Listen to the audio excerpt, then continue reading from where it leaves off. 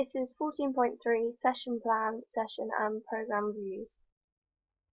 This is from Georgia Upton and the client was Alex. The programme aims: Alex wanted to improve on his agility, cardiovascular fitness, speed and muscular endurance. Within the 6 weeks of the exercise programme, at the start of the 6th week, I have tested Alex, and at the end of the 6 weeks, I'll test him again on each thing he wanted to improve. For the specific aims, cardiovascular fitness and agility, is what Alex wanted to improve on. I've chosen these because they're specific to basketball. Agility, cardiovascular fitness, speed and muscular endurance are specific to basketball because if they improve, then they will help Alex with games. They're all measurable as they are tests for each component. There are tests for each component's fitness, and if you test them at the start of the 6 weeks, at the end of the 6 weeks, then you'll be able to see if there's a change in each component. They'll all be achievable to Alex as he's an experienced basketball player. You won't have a problem with training and all the targets are relevant to specific to his sport. And to make it time bound, I'll test him at the end of the 6 weeks. Within the session aims for Alex, this cardiovascular fitness and agility. They're specific as he wants to improve cardiovascular fitness and agility. I'll test him on his agility through basketball drills, and his cardiovascular fitness will be tested by the circuit. By doing this, I can see how good he is at cardiovascular fitness and agility. Once again, they are measurable as there are tests to see how good he is at cardiovascular fitness. And also, to test his agility, there's an Illinois agility run. They are achievable for Alex as he's an experienced basketball player. He should be average at these components. These aims are relevant to his sport as it's important to have cardiovascular fitness and agility. It's time bound as it will be throughout the session, therefore it won't be a long-term target. Here you can see is a picture of my risk assessment. The risk assessment is done before each session. By doing this, you're able to see the hazards that people may face during the session. Also, by doing this risk assessment, if anything was to go wrong, it will be recorded so that the instructor is covered for any injury that's taken place to the client. Also, by doing the actions necessary, then you'll be able to say the actions that would reduce the chance of a risk happening. So, for example, for trips and slips, the students and teachers should never enter unless they have sensible footwear on. So, for example, during my session, I'll make sure Alex wears sensible trainers. This is a picture of my PARQ. PARQ stands for Physical Activity Readiness Questionnaire. This is filled out by the client before taking part in any activity and exercise. It's done to find out if the client has any injury or medical history. Therefore, if the client has an injury, the personal trainer will be able to work around this and do exercises around their injury. For example, if an individual has previously broken their arm, you wouldn't want to be going and doing heavy weights straight away. That will put a lot of pressure and strain on the arm, as this may hurt the individual further. Moreover, if the client has previous heart conditions, you wouldn't want to put them on too much strain or do too much cardiovascular fitness to start with, as their heart may become strained. The PARQ will be filled out prior to the exercise, mainly to see an individual's medical history and past. However, because it's a signed document, it will protect the personal trainer if anything was to happen, as the client has given their consent. This table shows an average for heart rate, blood pressure, peak flow and BMI. So as you see, the average is 60 to 70 beats per minute. For resting blood pressure is 120 to 80 and so on. And with my client, he's within the average for resting heart rate. He's just under for blood pressure. He's just under again for peak flow, and his BMI is average. This is my exercise session content. Fitness and skill level. Alex is a high level of fitness due to his basketball. He trains 3 times a week. Therefore, I'm planning his session around his level of current fitness. Medical information. Alex had a knee injury about 2 years ago, so I'm going to need to make some adjustments to my activities. And Alex has no particular needs that I'll need to think about before my session. This is facilities and resources needed. So the location will be in the sports hall. The facility needs a quarter of the hall, and that will be needed for the session. Resources needed will be cones, 1 basketball, a mat and a medicine ball. Health and safety considerations. Alex needs to be wearing full kit with trainers. This is so he won't slip on the ground. A health and safety check will be done before the session. I need to make sure that I have enough room where I'm doing the session. This will reduce the risk of him colliding with other people. At the end of the session, I will ensure all equipment is packed away. This will ensure that other individuals don't trip on them. Emergency procedures and plan. In the hall where my session takes place, there is a fire exit at each end of the hall, so it'll be a quick exit if there were to be a fire. Also, if there was a problem, there'll be people around to help or to call a medic. Issues arising from risk assessment. I need to ensure that Alex has the correct kit on, as it's important that he doesn't slip on the floor, as this could cause injury. Also, I need to make sure that Alex has a sufficient warm-up to reduce the risk of injury.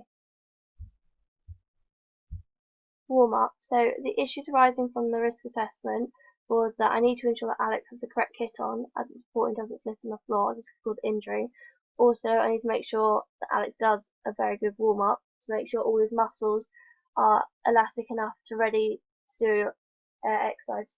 Otherwise, if they're not elastic enough, then it's more likely for them to tear while he's doing the exercise, which will cause injury and will lead him becoming demotivated towards his exercise. This is my main content. So firstly, the activity I want him to do is a basketball drill. So this is working on his agility and it'll be done for 10 minutes. The equipment needed will be a basketball, cones and a 40-meter sprinting space. I will be doing this to help with agility and movement around the court. I'll demonstrate the drill by doing it myself and then I'll instruct him as he's going around and doing it himself. I want him to be working at a level of 14 RPE while he's doing the drill. Then I'd like him to do some circuit training.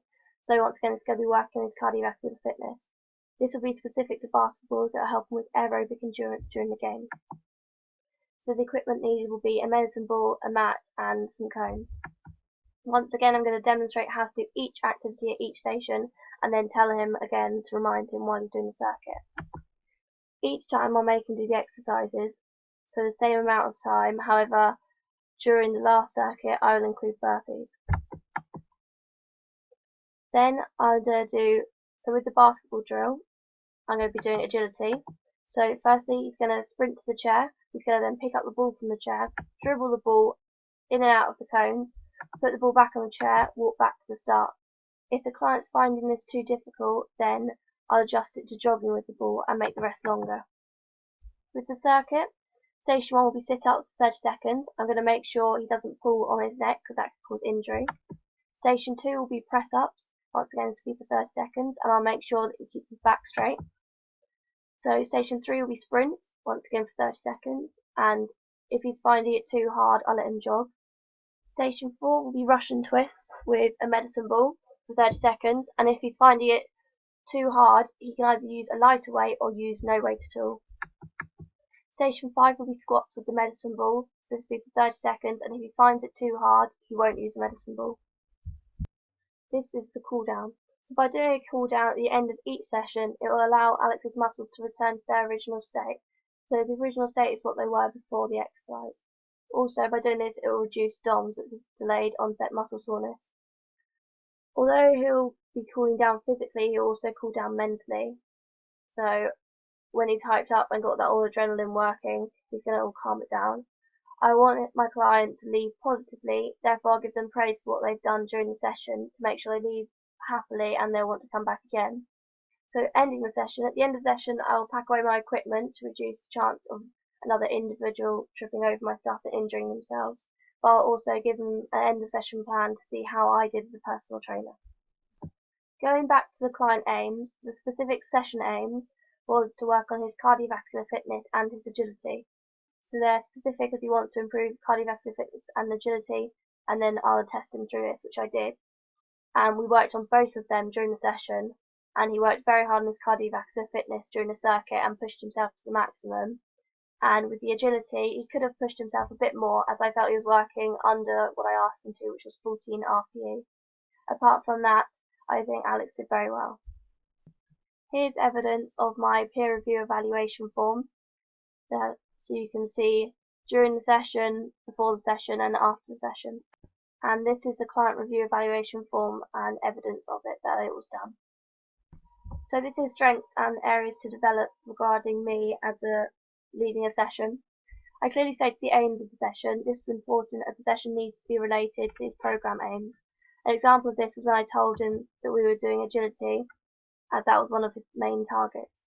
I clearly demonstrated what he had to do and explained the key points of the activity. For example, I went over agility drill and did it myself with him watching and ensured that he knew what he was doing. I prepared the training session and the training space prior to the exercise. Therefore, I checked there was enough room for the activity to take place, reducing the chance of injury. I had good control of the client, and he listened to what I had to say. This is important as he listened to instructions that I gave him so that he didn't do them wrong. The warm-up and cool-down was effective to the specific activity that we were doing. For example, we worked a lot on the legs and the cardio, as that was his main session. Therefore, I did a pulse raiser and lots of dynamic stretching. Areas for improvement. So maybe I should improve on using additional resources like pictures. This could help him with visualizing how to do an activity, especially if you're doing a circuit. He may forget what he's doing. Therefore, with a picture, it will remind him how to do it. Also, I need to give more praise to the client when they're finding it difficult. This will keep them motivated when they're feeling tired. And also, I need to make sure that the client is appropriately dressed, so this would reduce the chance of injury.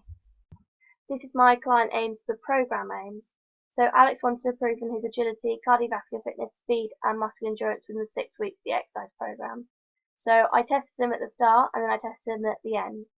He mostly improved on his cardiovascular fitness and his agility, as I thought this was most important for basketball. However, his speed and muscular endurance didn't improve that much. This could be because the exercise we were doing were too easy or he wasn't trying hard enough. This is strengths and areas for development regarding my program writing. So I was good in increasing the weights and the difficulty of an activity. This was good because his fitness didn't plateau. For example, I changed 6 kilograms to 8 kilograms from week 4 to 5, and Alex didn't get bored of the activities because we changed it from most weeks. For example, we'd do circuits one week and then next week we'd go for a jog to help the client stay motivated. I was specific to the client targets and what they were doing in the activities, and he improved during the exercise program. However, I don't think the weights were high enough for him, as his muscular endurance didn't improve that much. Areas for improvement. He could have done heavier weights to increase his muscle mass, however, I didn't want to push him too hard. His cardiovascular fitness increased by quite a bit, however, his speed didn't really improve.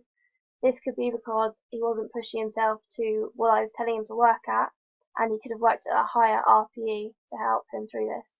So overall, my program writing was effective. However, I could have given him higher weights to do. This would improve his muscle mass, and also I could have done more speed drills with him rather than just agility and cardiovascular fitness.